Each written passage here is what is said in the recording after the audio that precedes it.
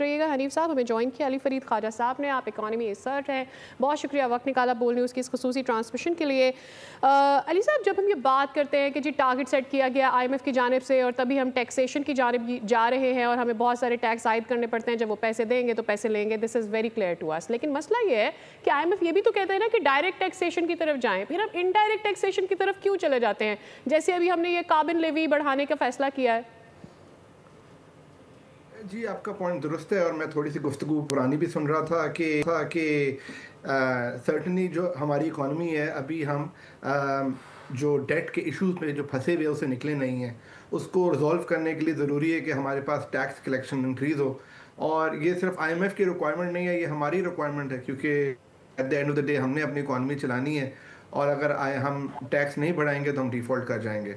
तो और ये बड़ा एक मुश्किल सिचुएशन है, क्योंकि जिस तरह आपके पहले स्पीकर कह रहे थे कि कंपटीशन है, पाकिस्तान दुनिया में वाहिद मुल्क नहीं है, तो अगर और मुल्कों में अच्छे सहूलियात होंगी, टैक्स लोअर होंगे, बिजनेस फ्रेंडली इन्वायरमेंट होगा, तो बिजनेस कम्युनिटी और इन्वेस्टर्स वहाँ पे चले जाएंगे। तो ये इस बैलेंस को स्ट्राइक करना काफ़ी मुश्किल है, मगर हमें ये भूलना नहीं चाहिए कि ये IMF हमें नहीं फोर्स कर रहा, ये हमारी अपनी रिक्वायरमेंट है, क्योंकि गवर्नमेंट के पास पैसे नहीं है ताकि वो लोगों पर स्पेंड कर सके। तो जिस तरह आपका पॉइंट था, मैं उसी पर आ रहा हूँ कि ज़रूरी है कि टैक्स उन लोगों पे लगाने की बजाय जिन पे पहले लग रहा है टैक्स, आपको टैक्स बेस को ब्रॉडन करना हमारी ज़रूरत है। बिल्कुल मजबूरी कह ले, आपको ज़रूरत कह ले, मगर एसेंशियल है। तो होल सेलर्स पर आप कैश इकॉनमी को ख़त्म करें, आप डिजिटल की तरफ ज़्यादा जाए, अनडॉक्यूमेंटेड इकॉनमी को डॉक्यूमेंटेड पे लेकर आए, टैक्स कलेक्शन को, जो बाकी सेक्टर जिस पर टैक्स नहीं लगा हुआ उस पर आप टैक्स करें।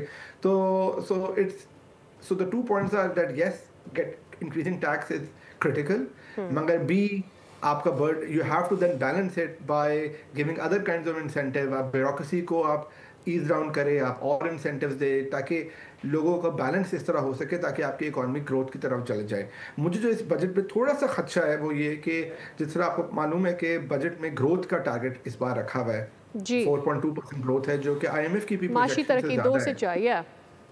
जी, तो जब इस तरह आप ग्रोथ की तरफ जाते हैं और अगर आपका इकॉनमी जो है वो प्रोडक्टिव एक्सपेंशन नहीं होती, तो इसका मतलब है कि इन्फ्लेशन इंक्रीज हो जाएगी, क्योंकि आप इसका मतलब है कि आप ग्रोथ जो है। लेकिन इन्फ्लेशन के बारे में तो बात की जा रही है ना कि 5 से 7 तक इसको महदूद रखेंगे, तो जब आपके इनडायरेक्ट टैक्सेशन कम नहीं होगी, आप डायरेक्ट टैक्सेशन की तरफ नहीं जाएंगे, आप महंगाई को कैसे कंट्रोल करेंगे? और हमारा मसला ये भी है ना एक कि हमारी सारी चीज़ें फ्यूल से चलती है, जब पेट्रोल और दीगर पेट्रोलियम मसनूआत की कीमतें ऊपर जाती है तो फिर आप इन्फ्लेशन नहीं कंट्रोल कर पाते। तो जब आप वहीं पर टैक्सेशन सबसे ज़्यादा करते हैं तो फिर आप महंगाई को कैसे कंट्रोल करते हैं? जी, और मेरे ख्याल में गवर्नमेंट इसी बात पे शायद वो कर रही होगी, एक्सपेक्ट कर रही होगी कि ऑयल प्राइसेस नीचे रहेंगी, और उस ऑयल प्राइसेस का जो है वो लिंक अब रशिया एक्सटर्नल जियोपॉलिटिकल फैक्टर्स पर है। रशिया और यूक्रेन में अगर इशू एस्केलेट हो जाता है, अगर रशिया पे सैंक्शन ज़्यादा इंटेंसिफाई हो जाती है, तो oil prices can go up. अगर ईरान पे कोई इशू हो जाता है, so essentially we have to believe in a prayer as well कि जो सिचुएशन है वो काबू में रहे।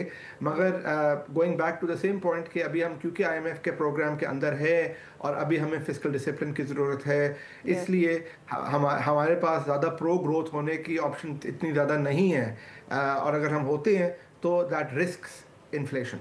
राइट, सब्सक्राइब करें और बेल दबाएं ताकि कोई खबर रह न जाए।